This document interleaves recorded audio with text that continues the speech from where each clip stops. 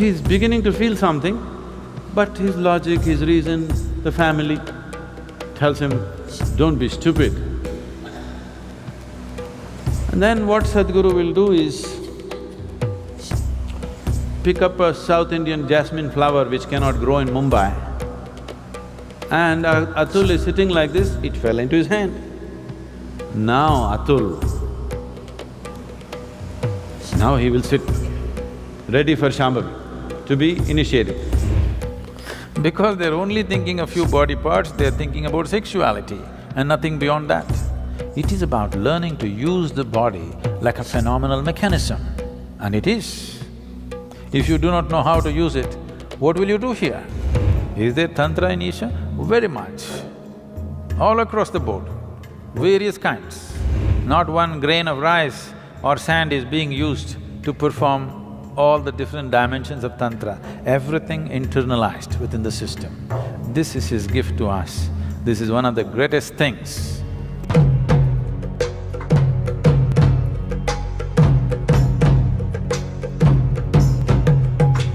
Is that equally true of things like Tantra, Yantra, Mantra? Does it depend on the sadhak and the sadhana?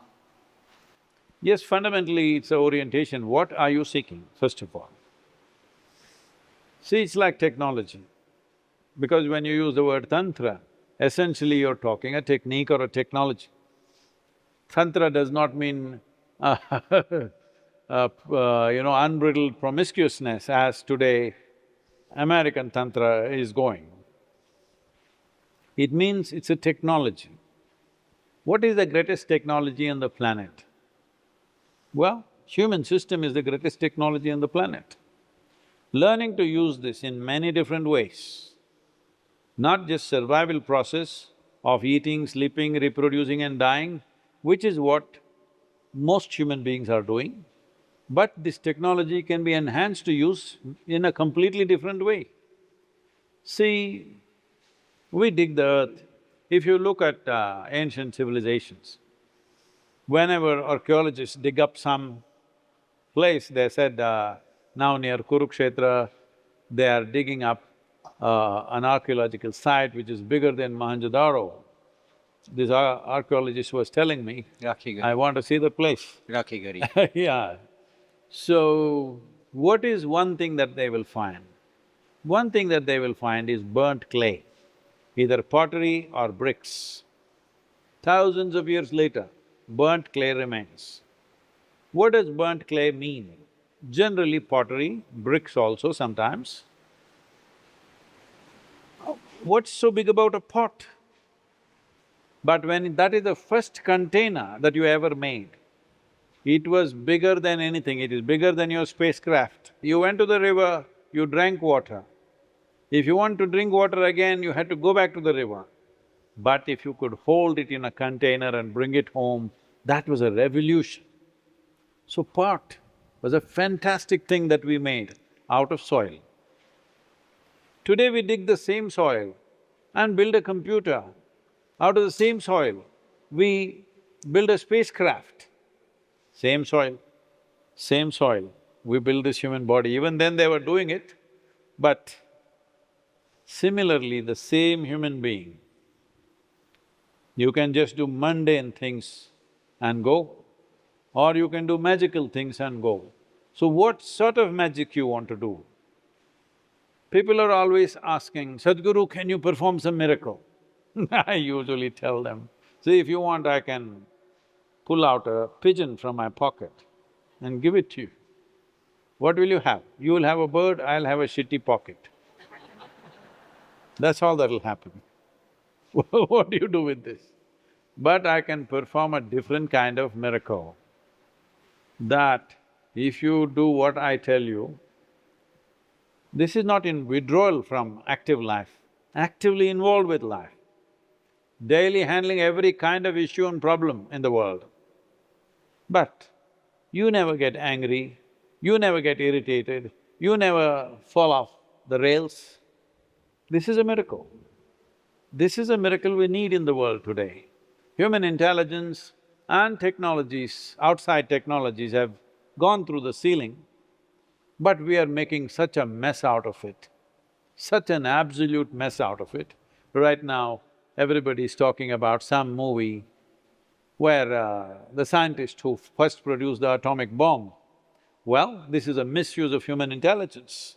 Today we may think it's a great strategic weapon, because every idiot has done it, we also have to do it. But I'm saying this is a terrible misuse of human intelligence. One mistake, everything could go wrong, just everything. Well, in so many other ways, look at this unseen. Science means essentially understanding of the manifest world or the physical phenomena. Our understanding of the physical phenomena, what we call as science, and the consequence or the consequent technologies that we have evolved, they have caused the maximum damage to this planet and life on this planet. Yes or no? Unfortunately, what should have been the greatest boon in our lives, which also has brought many positive things, but we are driving ourselves to destruction using science and technology. If we were illiterate, if we did not know all these things, we would still be angry, we would still kill each other, we would still fight, but with sticks and stones. But today we can destroy the whole everything, all right? So, empowerment is a terrible possibility if enlightenment doesn't happen. Empowerment of humanity is a horrendous possibility without enlightenment. So here, I'm catering to only those who are focused on enlightenment. So only certain things are done, other things we don't go, because Tantra has various aspects. Like technology can save your life or can take your life. More is invested in taking life than saving life, that's an unfortunate mentality of our world, but it can save your life, it can make your life. In how many ways it has enhanced our lives, but at the same time, it is holding a gun to every one of our heads all the time. Because technology is mindless. It is in whose hands it is which determines. Similarly, Tantra is mindless. Who holds it will determine what happens out of it. Will you produce pigeons out of your pocket, or will you make peaceful, blissful, will you make people peaceful, blissful, joyful and capable of doing things which is beneficial to themselves and to everybody else around them? What kind of miracle do you want to cause? Accordingly, you use the Tantra. When you say Tantra, one has often heard the term tantric, and and there's various kinds of things floating around about it. Can you just shed some light on what essentially… is there something like a dark arts or what? Most of the existence is dark art. Light is only a small happening in this existence, isn't it? Isn't most of the existence dark? Yes. Light is a very small happening, a very limited happening. If light has to come, something has to burn. To have these lights going, something in this planet is burning right now. You must understand this, ecologically aware people. To have all these dots of light, something is burning somewhere. We say the bulb is burning, that is also burning, but something else is burning to keep this burning, isn't it? This is the way of the light. Whether it's the light bulb or the sun, something is burning. Whatever is burning is bound to get over someday. Yes? So that's why we say, if you're burning irresponsibly, we say, you're burning the candle from both the ends. Because we understand, if light has to come, something has to burn. So if you are burning to cause light, you better control the light and keep it at the minimum, otherwise things will burn up very soon. So light is a very limited happening. The whole cosmos is a dark art. No?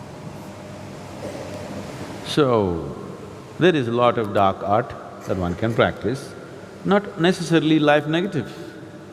Dark arts are not necessarily life negative. When we say occult, because you've heard of some lousy occultist who is trying to destroy somebody's lives, cause disease, cause death, because of that you think that occult is always a negative thing because socially you are exposed to only that kind of people. But occult is also of the highest order. Shiva is an occultist. Every guru is an occultist, okay? Right now I initiate you to Shambhavi, it's an occult. Otherwise, how would it work? Occult means a certain capability. It's a certain technology. Right now I can pull out my cell phone and speak to somebody in another part of the world. This is a technology. Suppose without the cell phone, right now if I speak to somebody in United States just like this is occult. So technology is not very different from occult. You are using different kinds of material, but it's actually the same thing. When modern technology was not there, occult was extremely relevant. But today, occult's relevance is receding as modern technology progresses. See, now you came from Mumbai, Bombay, Mumbai. I'm getting it right in your head so that you don't get into trouble. Suppose 1,000 years ago, you heard of Sadhguru in Coimbatore, but your heart is longing, you want to go. But Mumbai to Coimbatore walking and coming, not a simple journey. If you venture, you don't know whether you'll again go back to Mumbai or not. You don't know what to expect on the way, you may never make it. So, you sit in Mumbai and, "Oh Sadhguru, please, reach out to me, I cannot come, please." Now if I felt like doing something to Atul, who's in Mumbai and incapable of coming to Coimbatore, then maybe I want to initiate him into Shambhavi in Mumbai. But Atul's mind runs all over the place. He sits down and he feels something, then he thinks, "Oh, maybe I'm just imagining nonsense." His wife tells him, "You going crazy, man? Somebody that you've not seen is doing something to you, shut up and go back to work." He's beginning to feel something, but his logic, his reason, the family tells him, "Don't be stupid." And then what Sadhguru will do is pick up a South Indian jasmine flower which cannot grow in Mumbai, and Atul is sitting like this, it fell into his hand. Now Atul, now he will sit ready for Shambhavi, to be initiated, because one jasmine flower was delivered. But today, I would rather call you and say, "Come," or send somebody with a brochure and say, "Come and get it here." Or if I want to send you a jasmine flower, I'll use DHL.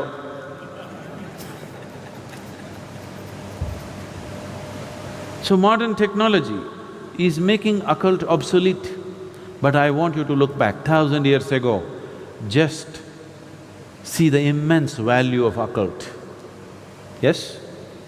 1,000 years ago, just imagine you were in Mumbai and I'm still in Coimbatore, you wanted something from me. Imagine the value of occult, isn't it? So, today the value has receded, so all kinds of charlatans are doing all kinds of nonsense. Occult need not necessarily mean negative. Now, the English word occult doesn't clearly specify what is it that they're calling as occult. Recently, someone asked me a question in the Samyama, I think. It seems some guru. He said, Tantra is just a way of getting over what? Obsessions. Just getting over obsessions. This is nonsense. We need to, unfortunately, today, redefine the word Tantra because it's been distorted by people. First, let's understand this. The word Tantra means a technique or a technology. But because the Tantra that you're hearing of is a rebound from the American coast, you think Tantra means unbridled promiscuity. No, Tantra means extreme discipline. It's not unbridled promiscuity, it's extreme discipline. Learning to use your body and your mind like you would use some other outside instrument. Like how you would use your computer or a screwdriver. Like that, you learn to use your body and your mind. It takes enormous discipline, not promiscuity, not looseness. Tantra is not things, the books they have written largely by Western authors, all kinds of things. No, tantric texts are of extreme discipline, not of any kind of looseness. Because they're talking about the body, and right now the modern societies, if you say body, they're fixated about reproductive organs in the body and nothing else about the body. So if you say body, they're only thinking of a few body parts. They forgot the brain. Because they're only thinking a few body parts, they're thinking about sexuality and nothing beyond that. It is about learning to use the body like a phenomenal mechanism, and it is. If you do not know how to use it, what will you do here? If you do not know how to use your physical self and the energy behind it, what will you do? You will have no impact on anything. So this is Tantra. Tantra means technology, Tantra means a certain capability. There is no guru without a Tantra. If he has no technology, he is not a guru. He can only be a gentle saint who will bless everybody, bless everybody, bless everybody. A blessing has no discretion. Now, if you were a thief, if you met a saint, you would seek his blessing and he will bless you so that you could do your job well today. Because his blessing has no discretion. He cannot be, because that's not in his control. Even the bandit tribes, the Pindaris and people like that, they had their own gods and goddesses, they had their own saints. Their gods always guided them which home to hit today. Very successful they were. They pursued their profession for centuries. Banditry is their profession. So unless you are just that gentle lily kind of saint who just blesses and blesses and blesses, I'm not trying to belittle that. They're beautiful in their own way, but they are not of any… they are not for people who are lusting for enlightenment. They're not for those people. They're only for people who are just seeking small improvements in their life. If you walk into a Home Depot, you can make some improvements to your life, isn't it? Yes or no? You can actually. I see every day on the television people come and say, "Oh, I just bought this bed, my whole life has changed, it's amazing." I didn't know I didn't know some a bed or a pillow could do that, I didn't know that.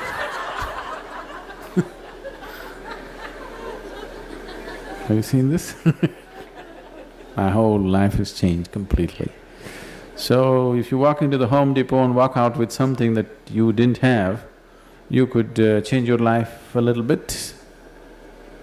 Life-changing, the word life-changing, how much of it changes subject to so many things. What has changed is subject to many things, isn't it? Suppose you're cold right now, you didn't have a jacket like me, and you got one. It's life-changing right now, isn't it? Isn't it so? So is that what we're talking about? If that is so, it is fine, blessing and blessing and blessing. But if you're talking about spiritual growth, reaching to your ultimate nature, what is a guru without a capability? You can't call him a guru. So capability means a certain ability to do things which people cannot do for themselves. So if there is… I want this to be clear in your head, if there is no Tantra, when I say Tantra, if there's no technology, Tantra is just a Sanskrit word for technology, not the way you've been psyched to believe. So if there is no Tantra, there is no Guru, really.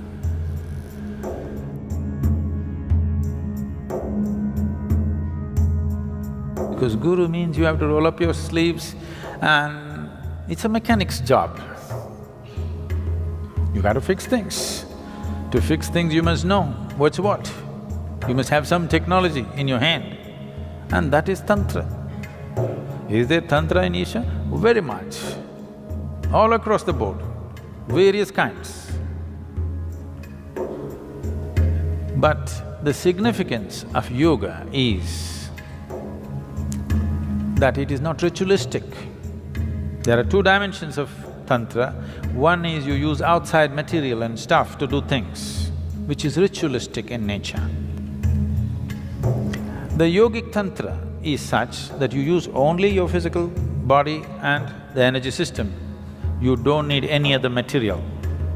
So these two loosely have been classified as right-hand path and left-hand path. Left-hand path use outside material, right-hand path does not use any material, just uses the body itself. Largely, this is yogic Tantra, largely just what we do within ourselves.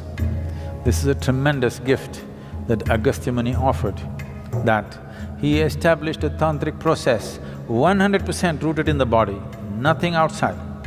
Not one grain of rice or sand is being used to perform all the different dimensions of Tantra, everything internalized within the system.